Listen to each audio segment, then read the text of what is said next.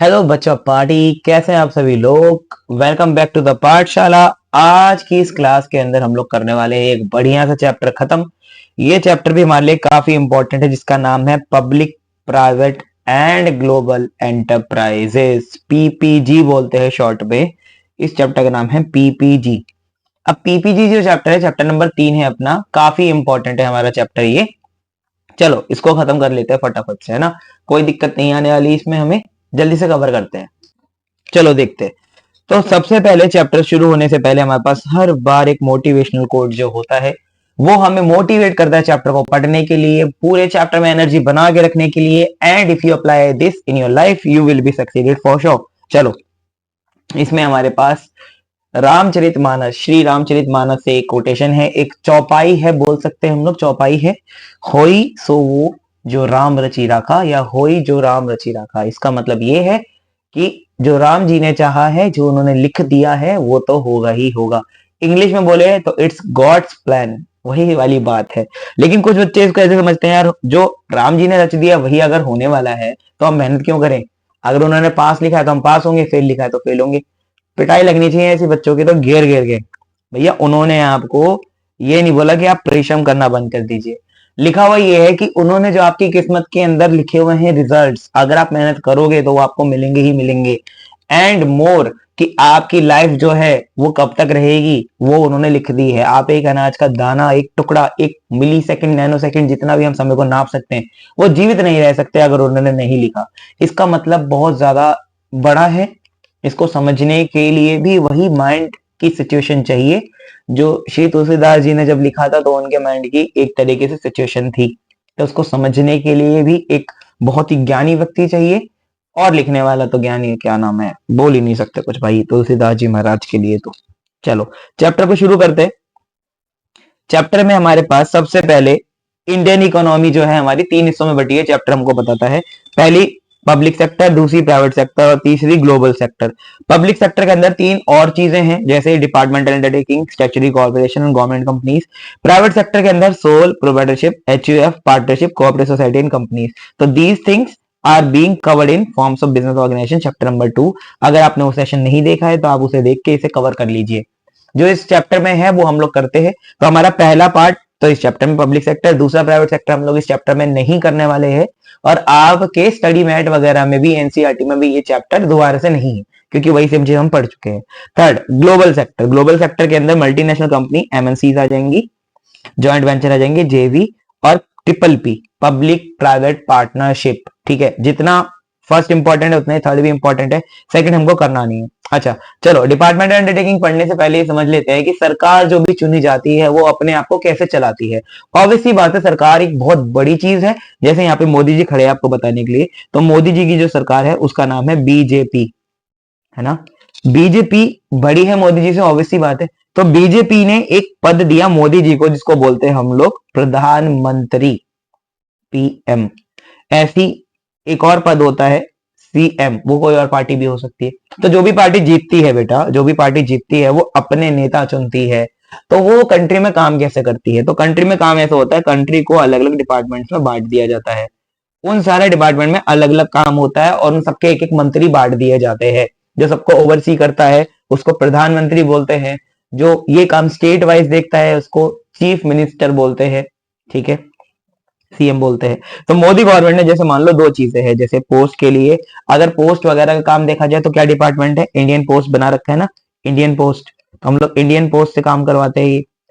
Department भी हो सकते हैं इसमें, गवर्नमेंट कंपनी भी हो सकती है। तो सरकार क्या करती है, अपने काम को चलाने के लिए डिपार्टमेंट, गवर्नमेंट कंपनीज और पब्लिक अथॉरिटीज की मदद लेती है। वो सारी हमें पढ़नी है। जैसे यहाँ पे देखो क्या क्या लिखा हुआ है, एयर इंडिया, एयरप्लेन के लिए क्या है, एयर इंडिया। तो इनको हम लोग एक नाम से जान सकते हैं, ministries.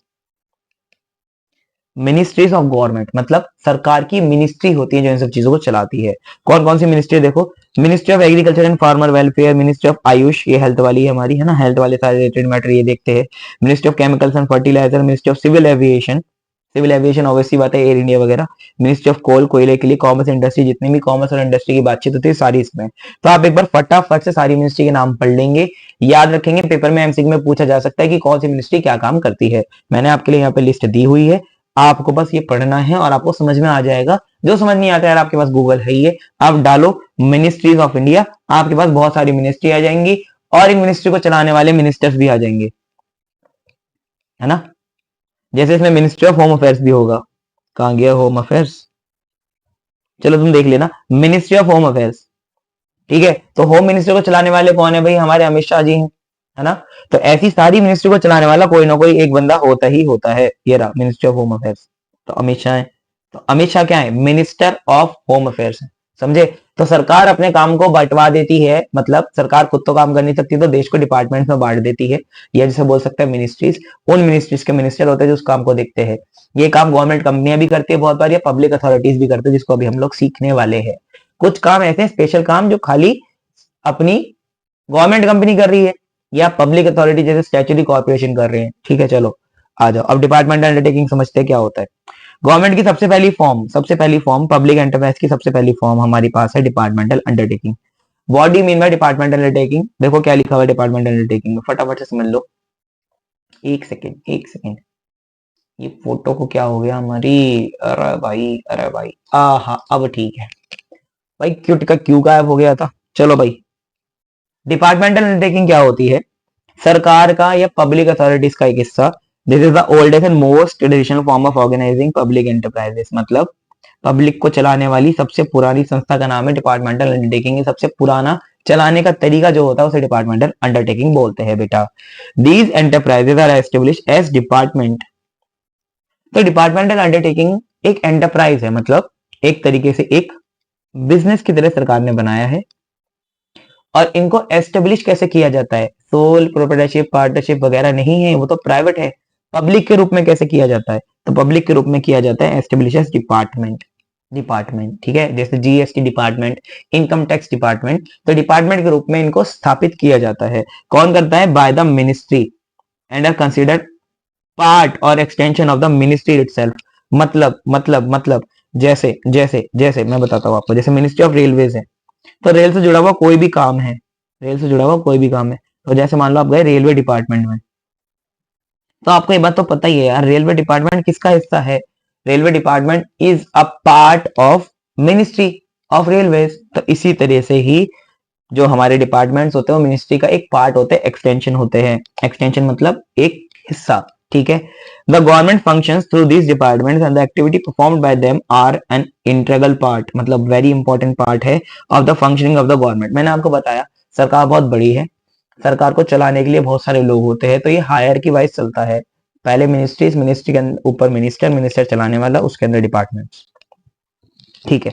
They act through the officers of the government and its employ are government employ. ये वेरी वेरी इंपॉर्टेंट बात है कि डिपार्टमेंटल अंडरटेकिंग के जो एम्प्लॉय होते हैं वो गवर्नमेंट एम्प्लॉय माने जाते हैं, क्योंकि मिनिस्ट्री का ही एक हिस्सा होता है इसी वजह से।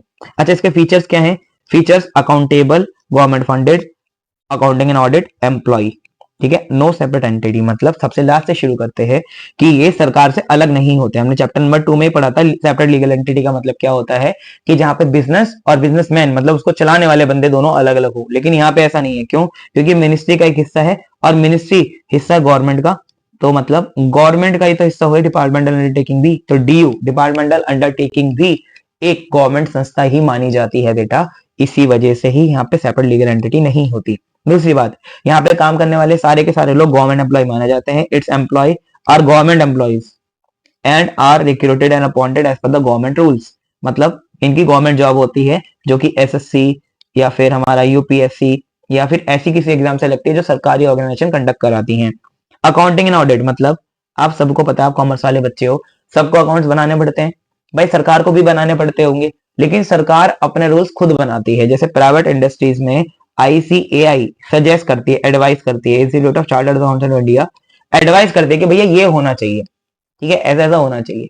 फिर उसको NFRA, national financial reporting authority of India approve करती है। फिर कंपनीज एक्ट में या तो सरकार उसको नोटिफाई करती है कि भैया अब से ये रूल है। तो प्राइवेट में तो ऐसा है, लेकिन सरकारी में, सरकारी काम में सरकार अपने अलावा किसी की नहीं सुनती। तो यहाँ पे अकाउंटिंग एंड ऑडिट रूल जो होंगे वो सरकारी ही लगेंगे, मतलब सरकार जो अपने रूल्स खुद के लिए बनाएगी वो लगेंगे, ना कि नॉर्मल रूल्स जो सबके लिए बने हैं।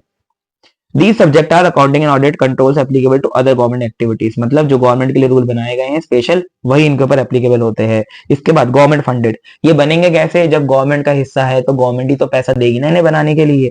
The funding of this enterprise come directly from the government treasury, treasury मतलब जो उनके पास एक तरीके से खजाना है, गवर्नमेंट के खजाने में से पैसे निकाल के इनको बनाया जाता है, and are annual appropriation from the budget of government, मतलब जो गवर्नमेंट बजट लेके आती है ना 1 फरवरी को हर साल, उस बजट में थोड़ा पैसा इनके लिए अलग से निकाल के रखा जाता है। ठीक है, एप्रोप्रिएशन मतलब होता है आवंटन, बांटना नहीं, आवंटन मतलब एक तरीके से कुछ चीजें निकालने के बाद इनको दिया जाएगा तो आवंटन। ठीक है, okay. From the budget of government the revenue earned by this is also paid to the treasury, मतलब इनके ऊपर पैसा भी सरकार लगाती है और ये जो पैसा कमाते हैं वो भी सरकार को ही मिलता है। जैसे मेरे यहाँ पे डिपार्टमेंट ऑफ पासपोर्ट है, जैसे डिपार्टमेंट ऑफ पासपोर्ट है जहाँ पासपोर्ट बनते हैं, तो पासपोर्ट बनवाने के लिए हमें फीस देनी पड़ती है, तो पासपोर्ट की जो फीस है वो जमा किसके पास होगी, सरकार के पास होगी। इनको सैलरी कौन देगा, सरकार देगी। तो टोटल बात ये, पैसा भी सरकार लगाएगी, कमाएगी भी सरकार ही यहाँ से। Okay, accountable, they are accountable to the ministry since their management is directly under the concerned ministry. Management मतलब वहां पे कैसा काम चल रहा है, किस तरह से काम होगा, ये सारा का सारा मिनिस्ट्री देखेगी जो उसके ऊपर होगी। जैसे हमारे पास यहाँ पे देख सकते हो ना आप, दिखाता हूँ मैं आपको, एक मिनिस्ट्री दिखाता हूँ।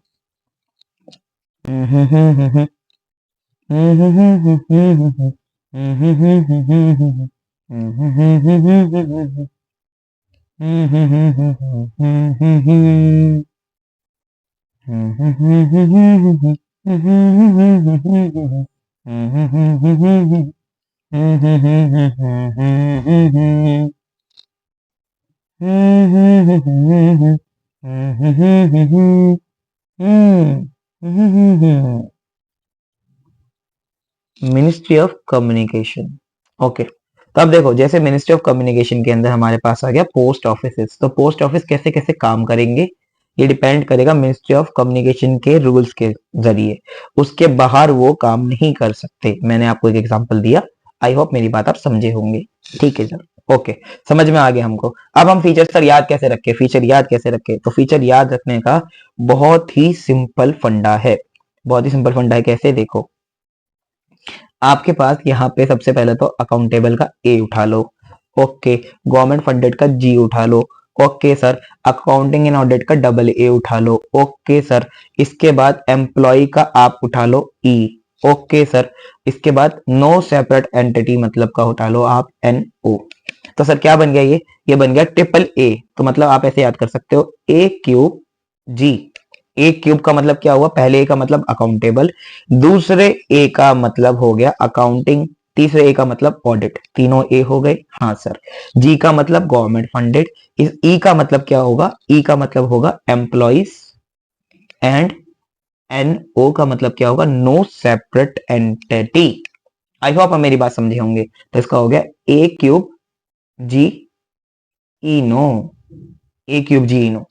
ठीक है, तो आप इसको ऐसे भी याद रख सकते हो, आजीनियो, ट्रिपल ए आ, ठीक है, जी और नियो, आजीनियो, कैसे भी याद कर सकते हो भैया, आपकी अपनी मर्जी। ठीक है, मैंने आपको कोड बता दिए, एक कोड मैंने यहाँ पे भी लिखा आपके लिए, 2 और बना दिए। ओके, इसके बाद मेरिट क्या क्या है, इसके क्या क्या फायदे हैं, फायदे, effective, it is more effective in achieving the objective laid down by the government at it is under direct control of government. तो गवर्नमेंट जो काम चाहती है, जो उसने सरकार वादे करती है ना, उन वादों को पूरा करने के लिए डिपार्टमेंटल अंडरटेकिंग सबसे बढ़िया काम करते हैं, क्योंकि इसके ऑब्जेक्टिव भी गवर्नमेंट ही बनाती है, तो कंप्लीट करने में भी बढ़िया है, इफेक्टिव है। Second, it is a source of government income, ये अर्निंग होना चाहिए, ईरिंग लिखा हुआ है, अर्निंग होना चाहिए, तो इसको रेवेन्यू कर लो आप, रेवेन्यू अर्निंग, रेवेन्यू अर्निंग सरकार का मेन सोर्स ऑफ इनकम है भाई, डिपार्टमेंट्स, है ना, होंगे ही होंगे। Revenue goes to government treasury, मैंने ऊपर भी बताया था कि जो भी पैसा कमाते हैं सरकार के पास जाता है। Suitable, it is suitable for activities where secrecy and strict control is required, ये वेरी वेरी इंपॉर्टेंट है, केस स्टडी में आपको काम आएगा, याद भी रखना है कि जहां पे सरकार चाहती है हमारा काम सीक्रेटली हो और किसी को पता ना चले, तो वो डिपार्टमेंटल अंडरटेकिंग खोल देगी। तो डिपार्टमेंटल अंडरटेकिंग में क्या होता है, सिर्फ डिपार्टमेंट के लोग ही इस बारे में जान सकते हैं, और गवर्नमेंट में से वो मिनिस्ट्री जिसने इसे बनाया है। तो इसमें क्या होता है ना, इसमें सीक्रेसी मेंटेन होती है। ठीक है, और स्ट्रिक्ट कंट्रोल भी लगाया जा सकता है कि गवर्नमेंट का डायरेक्ट कंट्रोल है, डायरेक्ट मतलब उन्हीं का आप मान लो एक तरीके से औलाद है। Accountable, it is accountable to parliament, बेटा पकड़े गए, अकाउंटेबल टू पार्लियामेंट मतलब पार्लियामेंट के जब भी सेशन होंगे, अगर इन्होंने कोई कांड किया होगा तो पार्लियामेंट इस पे सवाल उठा सकती है। पार्लियामेंट आप समझते हैं ना, एमपी एमएलए जहां पे इकट्ठे होते हैं और एक रूम होता है जिसमें मोदी जी भी कभी कभी खड़े हुए दिखाई देते हैं। ऑपोजिशन पार्टी, रूलिंग पार्टी, दोनों एक मुद्दे पे बहस करते हैं। उसमें ये भी मुद्दे उठाए जा सकते हैं कि डिपार्टमेंटल अंडरटेकिंग जो आपकी सरकार में है वो इतना गंदा काम क्यों कर रही है। ठीक है, which ensure proper utilisation of fund. मतलब पार्लियामेंट ये भी बोल सकती है कि बेटा आपने जो काम किया पहली बात गलत क्यों किया। दूसरी बात, कंट्रोल का मतलब क्या होता है, पार्लियामेंट कंट्रोल करेगी तो आपके ऊपर उंगली उठा सकते हैं कि आपने जो काम किया वैसा क्यों किया, या आपने प्रॉपर यूटिलाइजेशन ऑफ फंड क्यों नहीं किया। जैसे मान लो सरकार ने आपको 5,000 करोड़ रुपए दिए किसी पर्टिकुलर काम के लिए और बोला कि इसे 10 साल में खत्म कर लेना, लेकिन वो 10 साल में आप खत्म नहीं कर पाए, तो भैया दिक्कत वाली बात है, आपको इस चीज के लिए जवाब देना पड़ेगा पार्लियामेंट को। इसके डीमेरिट क्या है, फ्लेक्सिबिलिटी नहीं है इसमें। क्यों? क्योंकि इसके अंदर स्ट्रिक्ट कंट्रोल होता है, तो फ्लेक्सिबिलिटी कहां से होगी, आप अपनी मन से कुछ नहीं कर सकते। There are set rules and regulations which you have to follow. Delay, अब एक बात पक्की बात है कि इसमें पॉलिटिकल इंटरफेरेंस बहुत होगा, क्योंकि जब ऑब्जेक्टिव मिनिस्टर बना रहे हैं, मिनिस्ट्रीज बना रही है ना, तो मिनिस्टर ही तो बना रहा है ना, तो मिनिस्टर बना रहा है तो यार वो फिर आके इन्फ्लुएंस भी तो कर सकता है, आपको इंटरवीन भी कर सकता है, इंटरफेयर भी कर सकता है और इन्फ्लुएंस भी कर सकता है आपके काम को कि आप काम कैसा करते हो। It suffers from political interference in their day to day working. आ सकते हैं यार नेता वेता अपना काम इंटरफेयर कर सकते हैं आपका। रिस्क, इसमें रिस्क बहुत है। This enterprise are unable to take advantage of business opportunities. क्यों नहीं ले सकते, the bureaucrats over cautious and conservative approval does not allow them to take risky ventures. अब देखो जो आईएएस होते हैं ना, उनके पास पावर होती है मैनेजमेंट की, तो आप ये भी बात समझ लो, मिनिस्टर खुद तो मैनेज करता नहीं है, आईएएस को लगा देता है इस काम के लिए कि भैया आप मैनेज करो। इनको बोलते हैं ब्यूरोक्रेट्स। ब्यूरोक्रेट्स मतलब एक पद अधिकारी सरकार में जो है, जो आपके ऑफिस को आके मैनेज करेगा। तो आप कुछ भी यहाँ पे बिजनेस अपॉर्चुनिटी ग्रैब नहीं कर सकते, वो बताएगा आईएएस आपको करना है नहीं करना, तो हो सकता है वो मिस हो जाए आपसे। देखो जैसे कहीं पे मान लो आपको लगता है, जैसे आप टूरिस्ट डिपार्टमेंट में हो, टूरिस्ट डिपार्टमेंट दिल्ली के, तो मुझे लगता है कि सर हमें ना इंडिया गेट पे क्या नाम है, एक पार्क बनाना चाहिए, और जहाँ पे हम लोग आसपास की जमीन को लेके सिटिंग एरिया बना दे बढ़िया, और वहां पे लाइव शो चला करे हमेशा किसी ना किसी पेट्रोलिक सॉन्ग के, मतलब देशभक्ति वाले। तो ब्यूरोक्रेट इस चीज के लिए मना कर सकता है, हालांकि बिजनेस अपॉर्चुनिटी है, इससे पैसा आएगा। लेकिन आईएएस को ये चीज समझाना काफी मुश्किल होगा। हो सकता है वो अपने ओवर कॉशियस, मतलब एक्स्ट्रा दिमाग लगा के या एक्स्ट्रा कंजर्वेटिव होके, मतलब डर की वजह से कि लॉस ना हो जाए, इससे बचने के लिए वो ये काम नहीं करेगा। तो दिक्कत यही है, रिस्क इसमें ज्यादा होता है और बिजनेस अपॉर्चुनिटी आप नहीं ले पाते हैं। अप्रूवल, अप्रूवल सिंपल सी बात है, इसके अंदर रेड टेपिज्म होता है। ये वेरी वेरी इंपॉर्टेंट बात है बेटा, रेड टेपिज्म। रेड टेपिज्म आपके पेपर में आएगा। इसमें क्या होता है रेड टेपिज्म में, कि आपको हर एक काम के लिए no action can be taken unless it goes through the proper channel of authority. मतलब हर एक काम के लिए आपको भैया अप्रूवल लेना पड़ेगा। जैसे मान लो मैं कोई बंदा हूं जो काम कर रहा हूँ, तो मैं ऊपर वाले से लूंगा, वो अपने ऊपर वाले से लेगा, वो अपने ऊपर वाले से लेगा, ऐसे करके एक बहुत बड़ी सी चेन है। तो ये बिना अप्रूवल के काम ही नहीं हो सकता। रेड टेपिज्म का मतलब क्या है, आप एक फाइल बना के जमा करोगे, वो फाइल बंद पड़ी रहेगी, मतलब उसके ऊपर लाल कलर की टेप लगा देंगे, वो पड़ी रहेगी एक कोने में, कुछ नहीं होने वाला उसका। तो इसको बोलते हैं रेड टेपिज्म। आपने जो फाइल जमा करी वो अप्रूव होगी कि नहीं होगी, कितना टाइम लगेगा, कुछ नहीं पता। Conclusion, this is only suitable, ये वेरी वेरी इंपॉर्टेंट है केस स्टडीज के लिए कि ये सूटेबल कहाँ है। डिपार्टमेंट अंडरटेकिंग कहाँ सूटेबल है, जहां पे फुल गवर्नमेंट कंट्रोल चाहिए हो या जहां पे सीक्रेसी वेरी इंपॉर्टेंट हो, इन दो जगहों पे वो वेरी इंपॉर्टेंट है। अब डिपार्टमेंट अंडरटेकिंग की एक स्पेशल डिमेरिट है रेड टेपिज्म, जो और किसी में नहीं होती, इसी में ही होती है। और इसका स्पेशल फीचर ये है कि गवर्नमेंट का ही एक एक्सटेंशन है, हिस्सा है। ठीक है सर, यहां तक समझ में आ गया। इसके बाद स्टैट कॉर्पोरेशन, स्टैट बोलते हैं, फुल फॉर्म होती है स्टैट्यूटरी कॉर्पोरेशन। स्टैट्यूटरी मतलब कानूनी, स्टैट्यूटरी मतलब कानूनी या कानूनी रूप से बनाई गई, कॉर्पोरेशन मतलब कंपनीज। एक तरीके से कंपनी ही है लेकिन काम करेंगी for social service. It is establish under a special act, ये वेरी वेरी इंपॉर्टेंट है। ये इसका एक स्पेशल फीचर भी है, मैं आपको आगे बताऊंगा। यहाँ पे बेसिकली बात क्या है कि सरकार एक स्पेशल एक्ट बनाएगी बाकी एक्ट से अलग। जैसे हमारे पास कंपनीज के लिए कौन सा एक्ट है, कंपनीज एक्ट 2013 है ना, सरकार बोलेगी इसमें नहीं, अलग से एक्ट बनाओ, नए एक्ट बनाओ। तो ये अपने एक्ट के हिसाब से बनाए जाते हैं, इनके लिए नया एक्ट बनाया जाता है। तो चलते भी उसी हिसाब से, सारे रूल्स एंड रेगुलेशन उसी एक्ट के फॉलो करते हैं जिसके तहत इनको बनाया गया है। ठीक है, ये एक्ट जो पास होता है पार्लियामेंट में होता है, आपको पता है सारे के सारे एक्ट पार्लियामेंट में ही पास होते हैं। इसके अंदर इनकी पावर्स, ऑब्जेक्टिव, फंक्शंस साफ साफ बताए होते हैं स्पेशल एक्ट में। ठीक है, एग्जाम्पल, जैसे सीएमए इंस्टीट्यूट है ना, जो आपको सीएमए अगर आप करना चाहोगे बाद में, एक बहुत अच्छा कोर्स है जो कि 3 से 4 साल में आपका खत्म हो जाता है। उसके बाद आप बन जाते हो कॉस्ट एंड मैनेजमेंट अकाउंटेंट। उसके बाद आप बहुत बड़ी बड़ी पोस्ट हासिल कर सकते हो कंपनी में, जैसे सीईओ या चीफ फाइनेंशियल ऑफिसर या चीफ प्लानिंग ऑफिसर या चीफ मैनेजमेंट ऑफिसर। इन सारी पोस्ट को आप हासिल कर सकते हो सीएमए बनने के बाद। अब सीएमए का कोर्स करने के लिए एक ही इंस्टीट्यूट है अपने पूरे भारत में, जिसका नाम है institute of cost accountants of India, short में बोलते हैं ICMAI। ठीक है, ICMAI, या आप बोल सकते हो ICAI। पहले इसका नाम ICAI CMA था, अभी ICMAI हो गया है। तो यही कोर्स करा सकता है सीएमए का पूरे भारत में। तो इनको बनाया कब गया था?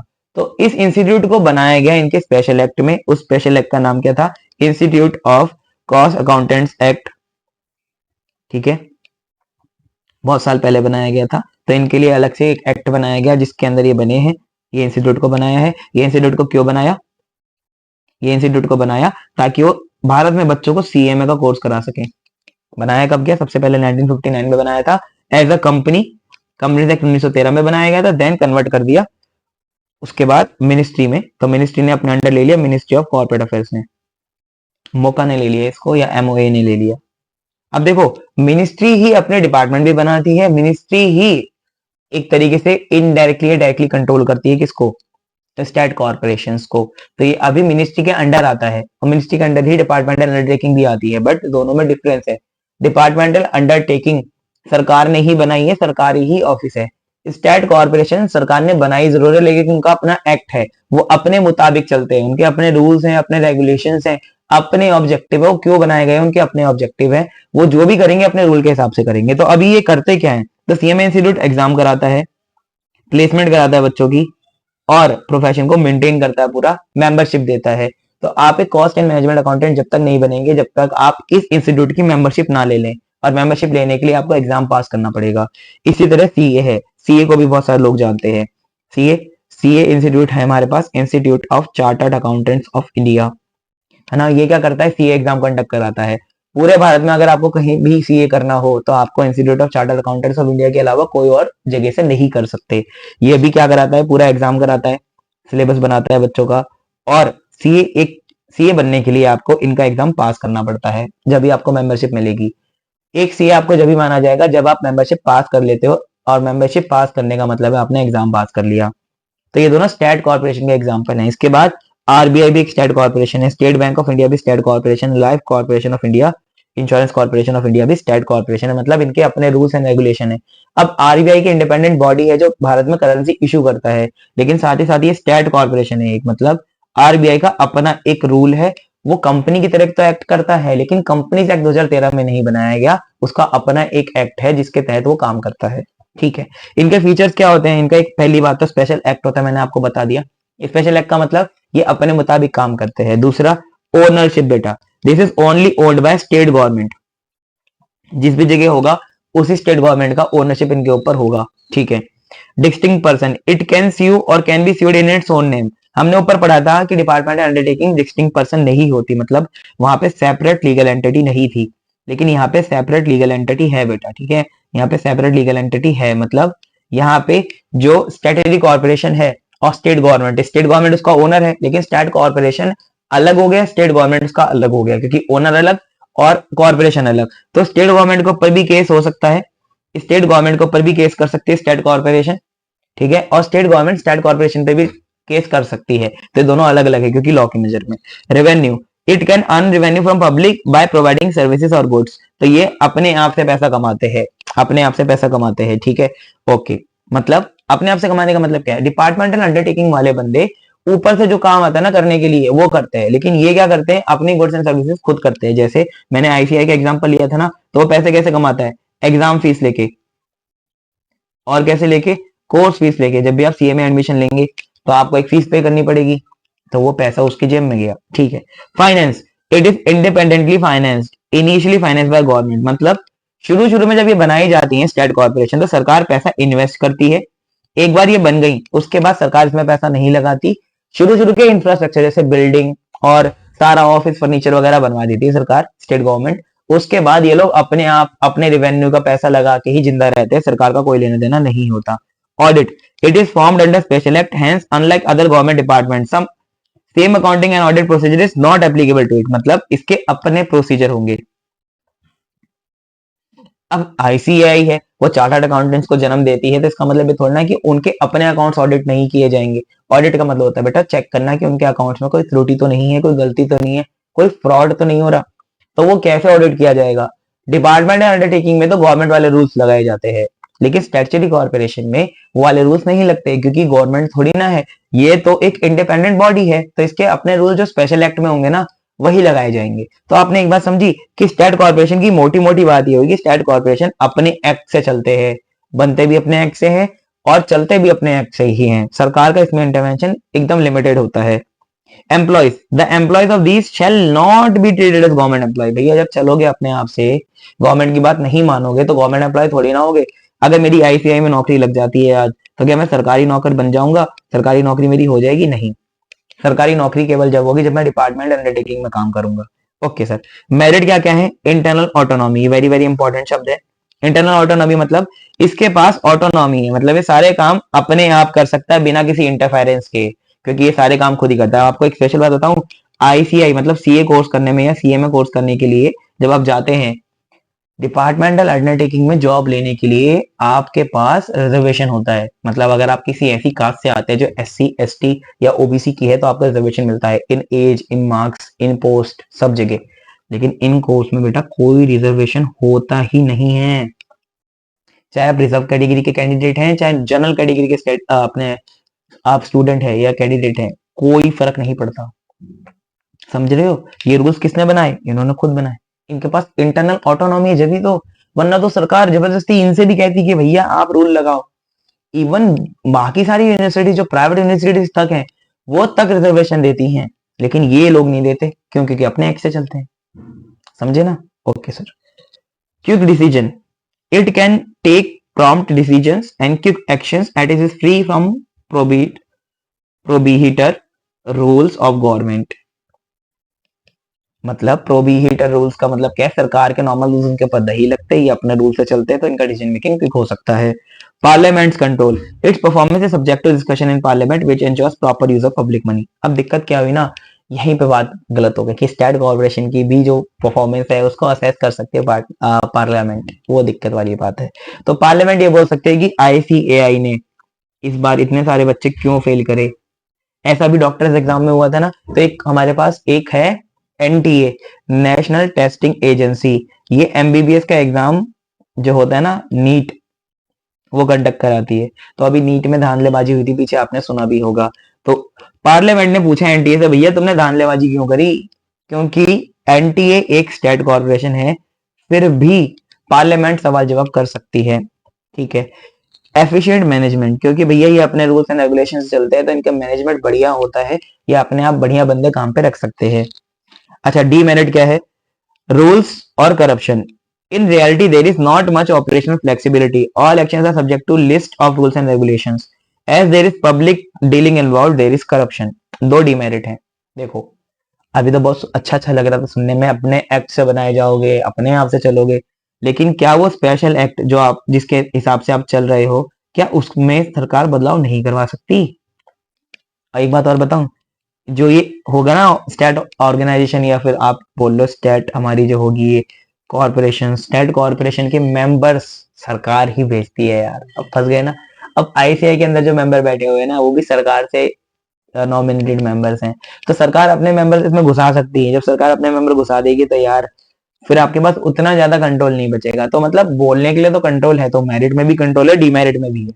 तो ऑपरेशन फ्लेक्सिबिलिटी नहीं है, आप मन चाहा काम नहीं कर सकते, आपको सरकार से अप्रूवल लेना पड़ेगा। जैसे एग्जांपल देता हूँ, अगर आज सीए में मैं चाहूँ, अभी 3 लेवल होते हैं, फाउंडेशन, इंटर और फाइनल।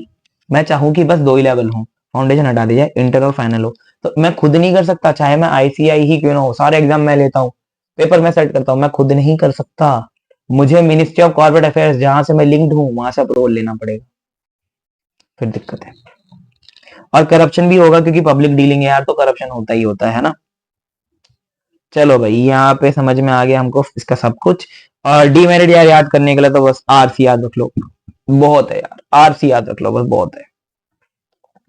अब हम लोग चल रहे हैं फटाफट गवर्नमेंट कंपनीज की तरफ। गवर्नमेंट कंपनी क्या होती है? जो कंपनीज एक्ट में ही बनाई जाती है। कंपनीज एक्ट 2013 में ही बनाई जाती है, लेकिन इनकी ओनरशिप गवर्नमेंट के पास होती है। सर ओनरशिप कैसे डिफाइन करते हैं? तो मैंने आपको बताया था कि कंपनी की कैपिटल छोटे छोटे टुकड़ों में बांटी जाती है, जिसको बोला जाता है shares.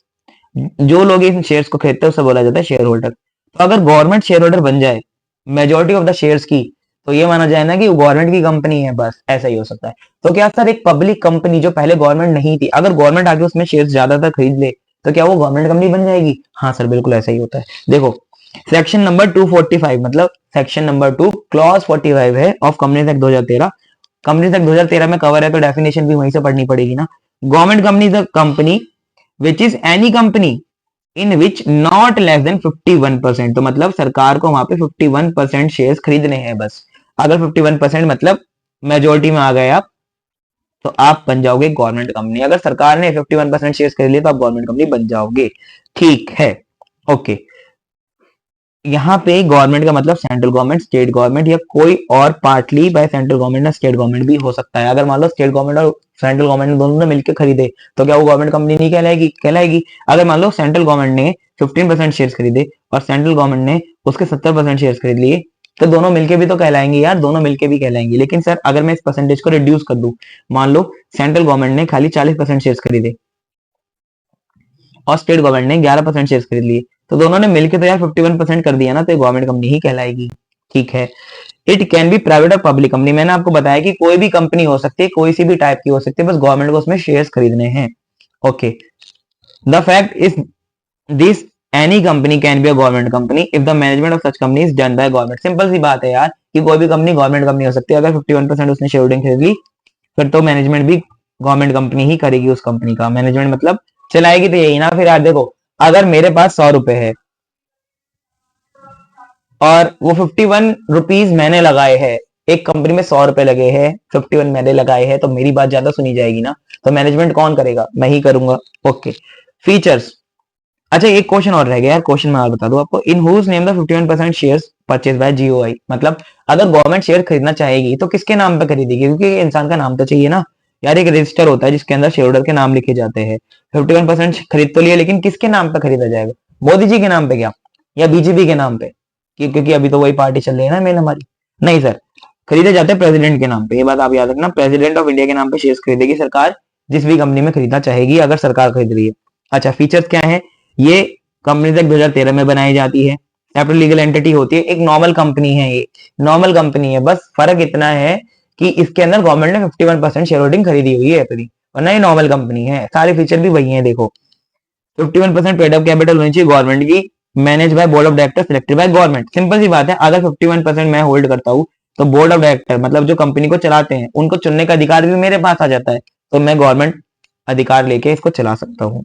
Regulation contain in memorandum and article of association, वो तो हमें पहले भी पढ़ा हुआ है कि एओए और एमओए ही कंपनी को चलाने के दो मेन डॉक्यूमेंट हैं, उसमें कोई बदलाव नहीं है। मैंने साफ साफ बता दिया आपको कि गवर्नमेंट कंपनी, भाई गवर्नमेंट कंपनी में फर्क इतना ही है, एक नॉर्मल कंपनी और एक गवर्नमेंट कंपनी में फर्क इतना है, 51% गवर्नमेंट ने होल्ड करे हुए हैं, बस और कोई फर्क नहीं है यार। देखो आगे क्या लिखा हुआ है, the government company obtain fund from government share holdings and other private share holdings. मतलब ये गवर्नमेंट से भी पैसा ले सकते हैं, पब्लिक से भी ले सकते हैं। ठीक है। मेरिट क्या है? It can be easily formed.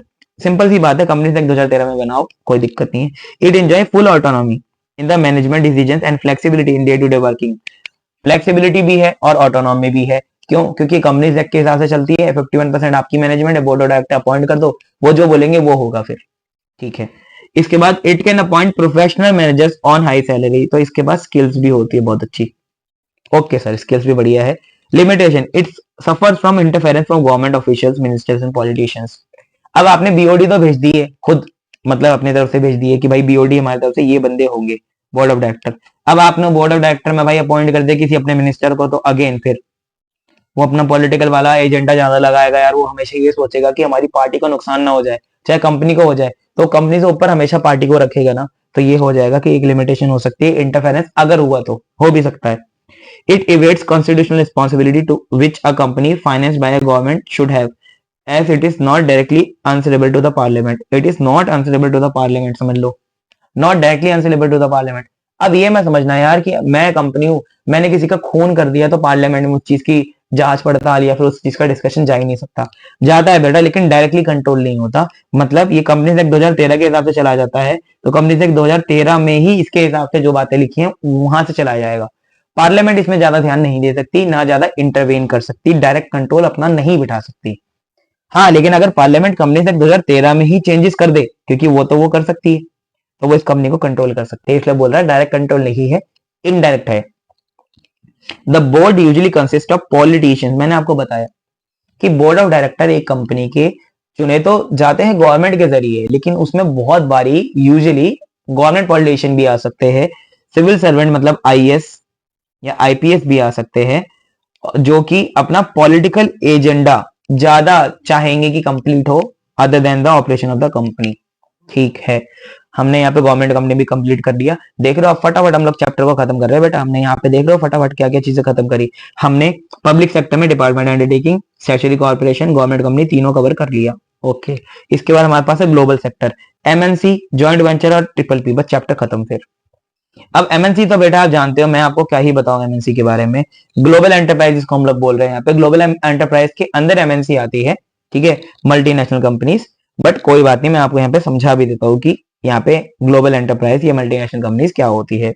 देखो, सबसे पहली बात, global enterprises are huge industrial organisation which extend their industrial and marketing operation through a network of their branches in several countries. मतलब जहां पे एक कंट्री से ज्यादा में आपका ऑपरेशन होगा, मतलब बिजनेस फैला होगा, तो आपको मल्टीनेशनल कंपनी या ग्लोबल एंटरप्राइज बोला जाता है। अब भारत में ऐसा पहले अलाउ नहीं था कि आप एमएनसी बना सको, या बाहर वालों के यहाँ ना अलाउ नहीं था, तो इसलिए सरकार एक पॉलिसी लेके आई। सरकार की पॉलिसी क्या थी? 1991 में आई, जिसको बोला जाता है एलएलपी पॉलिसी। एलएलपी बोल रहा हूँ। इसमें इंडस्ट्रियल पॉलिसी में क्या हुआ? इस इंडस्ट्रियल पॉलिसी में हमारे पास एलपीजी पॉलिसी आई। एलएलपी नहीं, एलपीजी पॉलिसी। इसमें हमने लिबरलाइज करा, प्राइवेटाइज करा और ग्लोबलाइज करा। तो ये ग्लोबलाइज वाला जो पॉइंट है ना, इसमें हमने अलाउ किया कि बाकी कंपनी भी यहाँ पे आके बिजनेस खोल सकती है। ठीक है, यहाँ पे हमने ग्लोबलाइजेशन में अलाउ कर दिया। तो 1991 से पहले अलाउड नहीं था, सरकार एक नई चीज लेके आई जिससे अलाउड हुआ। ठीक है, ये हमारा एक ऐसा पॉइंट है जो एमसीक्यू के लिए इंपॉर्टेंट है, अन्यथा ये सारा हमारे लिए इंपॉर्टेंट इतना नहीं है। Okay, their branches are also called majority owned foreign affiliates, MOFA. ये वेरी वेरी इंपॉर्टेंट है, एमसीक्यू में बहुत बार पूछा गया है कि फॉरेन ब्रांचेस जो होती है उनको क्या बोला जाता है, तो इसको बोला जाता है टेक्निकल भाषा में, branches are called majority owned foreign affiliates, MOFA, majority owned foreign affiliates. समझे आप बात को? ठीक है। Okay, these enterprises operate in several areas, producing multiple products with their business strategy expanded over a number of countries. अब बहुत सारी ऐसी एमएनसी कंपनी आपके आसपास, ज्यादातर एमएनसी ही है। जैसे हमारे पास एक कंपनी है जिसकी कोक आती है, कोको कोला, है ना, वो एक एमएनसी कंपनी है, यहाँ भी है बाहर भी है। और ब्रिटानिया एक कंपनी है, नेस्ले एक कंपनी है जो बाहर भी है यहाँ पे भी है। तो यहाँ पे ज्यादातर ब्रांड ऐसे हैं जो इंडिया के भी हैं और बाहर के भी हैं, बट हमें पता नहीं है। तो मेजोरिटी वो स्टार्ट बाहर से हुआ है, बाद में इंडिया में आए हैं। They do not aim at maximizing profit from one or two products, but instead spread branches all over the world. यहाँ पे आपको समझनी है ये बात कि एमएनसी का जो टारगेट होता है ना, एमएनसी का जो टारगेट होता है वो प्रॉफिट मैक्सिमाइजेशन सेकेंडरी हो जाता है। क्यों? क्योंकि एमएनसी का मेन टारगेट होता है कवरेज। अब अमेजोन ना चाहता है कि हम लोग ज्यादा कंट्री में जाएं। अब यहाँ पे ना अमेजोन कंट्री में हमारी इंडिया में आ गया, प्रॉफिट हो या ना हो वो ऑपरेट करेगा। क्यों? क्योंकि उसे कवरेज चाहिए। एक लेवल के बाद वो प्रॉफिट भी कमाएगा, लेकिन मेन उसका प्राइमरी ऑब्जेक्टिव ये है कि वो कवरेज करे। तो प्राइमरी ऑब्जेक्टिव हमेशा कवरेज होगा, सेकेंडरी ऑब्जेक्टिव प्रॉफिट मैक्सिमाइजेशन होगा। They are in position to exercise massive control on the world economy because of their capital resources, latest technology and goodwill. एक बड़ी कंपनी पूरे वर्ल्ड को कहीं ना कहीं इन्फ्लुएंस तो करती ही है ना, क्योंकि एक कंपनी जिसका बहुत जगहों पे ब्रांच है, तो अगर उस कंपनी को कुछ हो जाता है तो उन सब जगहों पे कोई ना कोई फर्क तो यार पड़ेगा ही पड़ेगा। ठीक है जी। अब फीचर क्या है? इनके पास ह्यूज कैपिटल रिसोर्स होंगे। सोच के देखो, एक पब्लिक कंपनी जो इंडिया में बनाई गई, उसी की मेंबर्स की लिमिट अनलिमिटेड होती है, तो उसमें तो कितना पैसा लगाया जा सकता है। अब एक ऐसी कंपनी की कल्पना करो जो हमारी कंट्री में नहीं बनाई गई, कहीं और से आई है, तो वहां के लोगों ने पैसा लगाया, यहाँ के लोग भी उस पर पैसा लगा सकते हैं, जहां जहां वो जाएगी वहां वहां के लोग उस पर पैसा लगा सकते हैं। तो इसके पास ह्यूज कैपिटल रिसोर्स है बेटा, कोई कैपिटल की कमी नहीं है। मतलब दे possess huge financial resources and ability to raise funds from different sources. They are able to top fund from various sources. इनके पास बहुत सारे जरिए हैं जिससे वो पैसे उठा सकते हैं.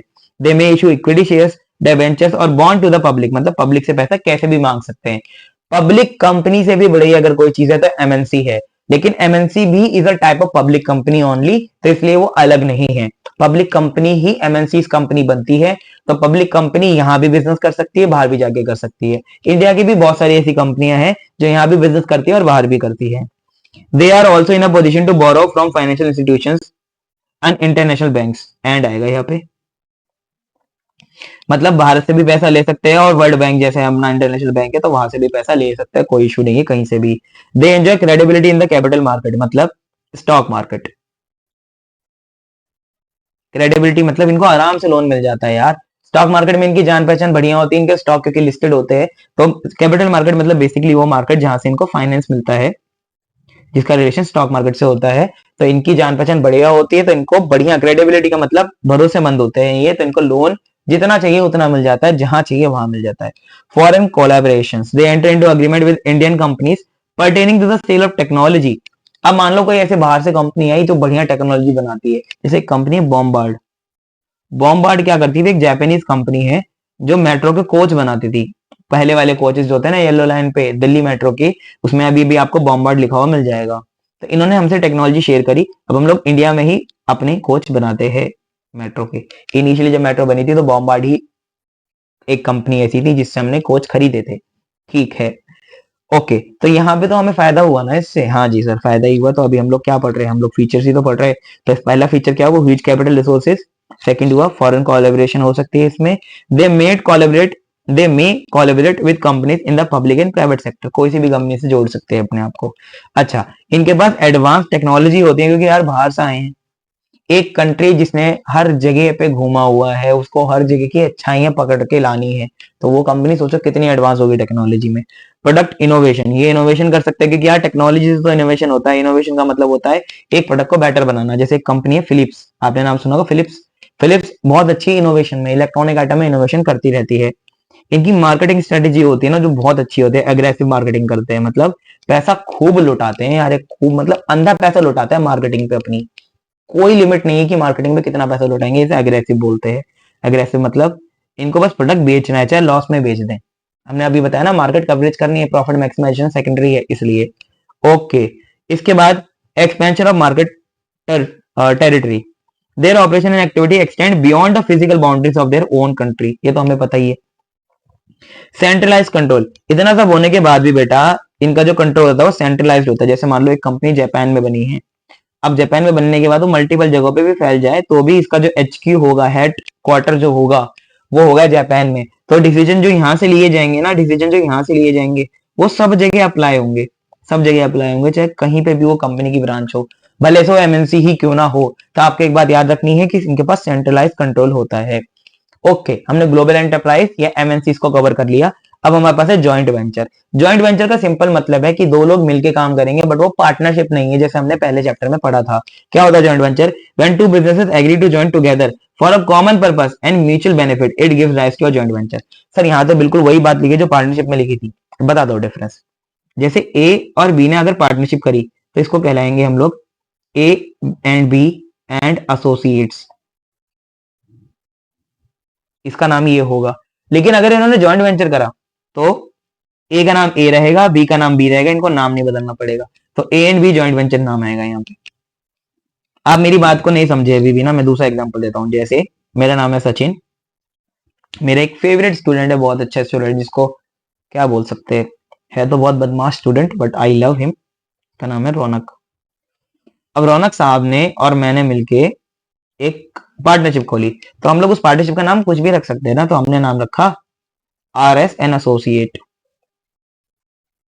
ठीक है जी, RS एन एसोसिएट मैंने ये नाम रखा. लेकिन ज्वाइंट वेंचर में क्या करना पड़ेगा, मैं सचिन एंड रौनक दोनों अलग अलग ही रहेंगे. तो पार्टनरशिप में क्या होता है, हमारी कंबाइंड आइडेंटिटी बनती है. ज्वाइंट वेंचर में हमारी आइडेंटिटी डिफरेंट ही रहती है, बस हम काम साथ में कर रहे हैं, हमारा साथ में कोई लेना देना ऐसा नहीं है, समझे.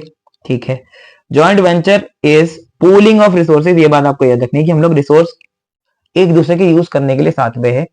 हम लोगों को कोई भी पार्टनरशिप नहीं करनी। जैसे पहले थी joint venture hero and Honda की, तो आपने देखा हीरो ने अपना नाम और होंडा ने अपना नाम एज इट इज रखा। अब तो दोनों अलग हो गए, लेकिन पहले हीरो और होंडा दोनों मिलके जॉइंट वेंचर में थे, तो ये दोनों मिलके बाइक बनाते थे, है ना। तो एक बंदा ये बनाता था, मेरे ख्याल से इंजन बनाते थे होंडा वाले, और हीरो वाले पूरी की पूरी उसकी बॉडी मैन्युफैक्चर करते थे। तो दोनों पूलिंग ऑफ रिसोर्सेज कर रहे हैं, मतलब एक बॉडी बनाने में बहुत अच्छा है और एक इंजन बनाने में बहुत अच्छा है, तो दोनों अपने रिसोर्सेज को पूल करते थे, एक साथ लाते थे। Expertise by two or more businesses to achieve a particular goal, तो इनका गोल था गाड़ी बनाना, दोनों मिले गाड़ी बनाई जॉइंट वेंचर में, not a partnership. Okay, features क्या है? Joint venture is the pooling of resources and expertise by two or more businesses to achieve particular goal, ये हमने पहला फीचर पढ़ा। Second, businesses of any size can use joint ventures to stagnant long term relationship or to collaborate on a short term projects, है ना। तो joint venture का मतलब partnership नहीं बनाना, साथ में बस हाथ मिलाना फॉर व्हाट, फॉर रिसोर्सेज, ठीक है। The objective of joint venture often includes business expansion, development of new products or moving into new markets, particularly in other country। अब देखो, जैसे जॉइंट वेंचर का एक और एग्जांपल देता हूँ, जैसे आजकल के जो मोबाइल आते हैं ना, उसके अंदर बहुत सारे कैमरा आते हैं और वहां लिखा रहता है कैमरा बाय सोनी। अब सोनी अलग कंपनी है, ये आपको दिखेगा फोन एमआई का, ओप्पो का, मोटो का, तो ये फोनों में सोनी का कैमरा लगा हुआ रहा है, तो क्या इन दोनों ने पार्टनरशिप कर ली? नहीं सर, इन दोनों ने बनाया जेवी, क्योंकि सोनी कंपनी सोनी है, अपनी नाम रहेगी और इनका नाम अपना रहेगा। बट एमआई ने सोचा या ओप्पो या मोटो ने सोचा कि हम लोग कैमरा अच्छा नहीं बनाते, तो क्यों ना जो अच्छा बनाता है, जिसकी मार्केट ऑलरेडी बनी हुई है, हम अपनी मार्केट एक्सपेंड करने के लिए उसकी मदद ले लें, तो इसलिए ये लोग इनकी मदद लेते हैं। इसी तरह एप्पल के मोबाइल में भी आपको पता है ना किसके कैमरा लगे रहते हैं? सैमसंग के कैमरा लगे रहते हैं, है ना। और नहीं, सैमसंग के कैमरा नहीं, sorry sorry sorry sorry, Samsung का डिस्प्ले लगा रहता है, मैं भी भूल गया यार, डिस्प्ले लगा रहता है, डिस्प्ले। तो डिस्प्ले शायद सैमसंग ही बनाता है एप्पल के, अभी भी मैं करेक्ट नहीं हूँ। अगर आपको लगता है अगर मैं करेक्ट नहीं हूँ अभी भी, मुझे क्योंकि इसके बारे में शायद ज्यादा जानकारी नहीं है, तो आप मुझे कमेंट डाउन करके जरूर बताना।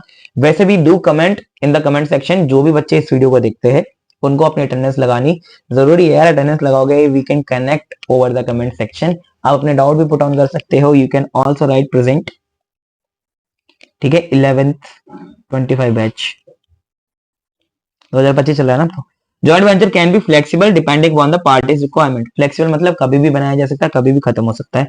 The risk and reward of the business are also shared, मतलब सिंपल सी बात है यार, हीरो होंडा ने जब मिलकर बाइक बेची, तो अगर उनको लॉस हो जाता है तो भी दोनों साथ में ही रहेंगे, प्रॉफिट होता है तो भी साथ में रहेंगे। अब आ गया ट्रिपल पी, हमने जॉइंट वेंचर खत्म किया, अब आ गया ट्रिपल पी। ट्रिपल पी बहुत इंपॉर्टेंट है। ट्रिपल पी क्या होता है? Triple P public private partnership, नाम से पता चल रहा है, जब सरकार और एक प्राइवेट कोई भी कंपनी या ऑर्गेनाइजेशन मिलके काम करते हैं उसको बोलते हैं ट्रिपल पी। अब सरकार और प्राइवेट बंदा मिलके भी काम कर सकता है तो उसको ट्रिपल पी बोलते हैं। देखो, is defined as relationship between public and private entities in context of infrastructure and other services. जैसे आपने देखा है ना, टोल पे देखा है आपने, टोल जो कलेक्ट करते हैं बंदे, टोल कलेक्ट करने वाले बंदे हमेशा प्राइवेट बंदे होते हैं, वो गवर्नमेंट बंदा नहीं होता। बहुत सारे टोल पे गवर्नमेंट बंदा नहीं है। सर क्यों नहीं है ऐसा? तो टोल वाली जो होती है वो ट्रिपल पी होती है। ट्रिपल पी कैसे है? वहां पे टोल पे जो बंदा होता है वो बंदा होता है प्राइवेट। किसका होता है? एक प्राइवेट कंपनी का होता है, लेकिन पार्टनरशिप किसके साथ करी हुई है? सरकार के साथ करी हुई है, ताकि लोगों से एक तरीके से आवाजाहन जो है वो ईज किया जा सके। लेकिन उसे टोल टैक्स कौन वसूलता है? टोल टैक्स कौन वसूलता है? वही प्राइवेट कंपनी वसूलती है। अब ऐसा सरकार ने उनको अधिकार क्यों दिया? इसलिए दिया क्योंकि जो प्राइवेट कंपनी है उसी ने ही उस रोड को बिल्ड किया है सरकार के लिए। तो सरकार ने बोला ये रोड बिल्ड कर लो, हम आपको पैसे नहीं देंगे इसके बदले, हम क्या देंगे आपको? राइट दे देंगे कि आप टोल टैक्स वसूल करो, और जितनी भी कॉस्ट इसको बनाने के लिए लगी है उसके साथ साथ कुछ एक्स्ट्रा पैसा भी आप ले लो, लेकिन सारा का सारा लो टोल से। समझे? तो सरकार इनको बनाने के पैसे नहीं दे रही, ऊपर से बोल रही है कि टोल के पैसा आप वसूलो लोगों से। इसलिए आप देखते हो हर टोल टैक्स पे अपने अलग चार्ज होते हैं, सेम चार्जेस नहीं होते हैं, ठीक है। ये मॉडल जो ट्रिपल पी वाला है वो पार्किंग में भी यूज किया जाता है। और जैसे मान लो एक प्राइवेट बंदे की बहुत बड़ी जगह है, वो पार्किंग करा सकता है, तो सरकार क्या करेगी? सरकार बोलेगी कि आप पार्किंग की जो फैसिलिटी है वो प्रोवाइड करो, ठीक है, हमारे साथ पार्टनरशिप करो। रेट हो सकता है सरकार अपने दे दे, गवर्नमेंट रेट दे दे, या सरकार बोलेगी पार्किंग को पहले डेवलप करो, जमीन है आपके पास उसको डेवलप कर लो, और डेवलपमेंट में जितना पैसा लगा वो पार्किंग के पैसों से आप ले लेना वापस। जब पैसे कंप्लीट हो जाएंगे तो ये पूरा का पूरा जो मैनेजमेंट है सरकार के पास चला जाएगा। और यही अगर वो मैनेजमेंट सरकार नहीं बदलना चाहेगी तो जो लड़के वहां पे काम करते होंगे या जो कंपनी काम कर रही थी पहले, उसको सरकार कॉन्ट्रैक्ट पे रख लेगी, मतलब उसके पैसे अलग से देगी, फिर टोल टैक्स या फिर ये पार्किंग वाला चार्जेस जो सरकार है वो अपनी जेब में डालेगी। तो ट्रिपल बी बेटा जनरली किसके लिए करी जाती है, ये बात आपको याद रखनी है, इंफ्रास्ट्रक्चर के लिए करी जाती है। और जेवी किसके लिए करी जाती है, पूलिंग ऑफ रिसोर्सेज के लिए करी जाती है। ग्लोबल कंपनी क्यों बनाई जाती है, for the market reach, not for profit maximisation. हाँ उसके लिए भी होता है लेकिन वो सेकेंडरी है, ठीक है। Under triple P model public sector plays an important role and ensures that the social obligations are fulfilled and sector reforms and public investment are successfully met. अब बहुत सारी जगह ऐसी हैं जहां सरकार खुद अच्छी नहीं है, तो सरकार क्या करती है, प्राइवेट लोगों के साथ पार्टनरशिप कर लेती है और उस चीज को बेहतर बनाती है, लोगों का एक्सपीरियंस बेहतर हो सके जिससे। It means enterprise in which a project or service is financed and operated through a partnership of public and private enterprises. मतलब आपको मैं यहाँ पे समझा भी देता हूँ, देखिए आप देखते हैं जो भी पुल बनता है, ब्रिज बनता है या हाईवे बनता है, वहां लिखा रहता है, ऐसे लिखा रहता है गवार कंस्ट्रक्शन, एक कंपनी का नाम है। तो गवार कंस्ट्रक्शन ने पार्टनरशिप करी ट्रिपल पी वाली सरकार के साथ। अब सरकार खुद इतनी अच्छी नहीं है कि वो हाईवे को बना सके, तो उसने गवार बंदे को, गवार कंपनी वाले के साथ पार्टनरशिप करी ट्रिपल पी इस प्रोजेक्ट के लिए, क्योंकि इंफ्रास्ट्रक्चर उनका बढ़िया है, वो ज्यादा अच्छे हैं। Triple P is a long term partnership between public and private sector. Triple P model is being used in following areas, कौन कौन से, ट्रांसपोर्ट, हेल्थ और एजुकेशन, इन तीन जगहों पे मेजोरिटी यूज होता है, ठीक है। फीचर्स क्या है, the public partners in triple P R government entities, है ना, पब्लिक पार्टनर की तरफ से कौन आएगा, गवर्नमेंट एंटिटी आएगा, मतलब मिनिस्ट्री, गवर्नमेंट डिपार्टमेंट, म्युनिसिपैलिटीज और स्टेट ओन्ड एंटरप्राइजेस आ सकते हैं इसमें। The private partners can be local और फॉरनर एंड इंक्लूड बिजनेसेस और इन्वेस्टर्स विद द टेक्निकल और financial expertise relevant to the project. मतलब पब्लिक की तरफ से कौन आएगा, पब्लिक की तरफ से आ सकता है कोई भी, गवर्नमेंट, लोकल अथॉरिटी, एमसीडी, जैसे दिल्ली में एमसीडी है तो ये भी आ सकती है। और प्राइवेट की तरफ से कौन आएगा, कोई भी company, public company, private company या ग्लोबल कंपनी, एमएनसी, कोई भी हो सकता है जिसके पास एक्सपर्टीज होनी चाहिए बस।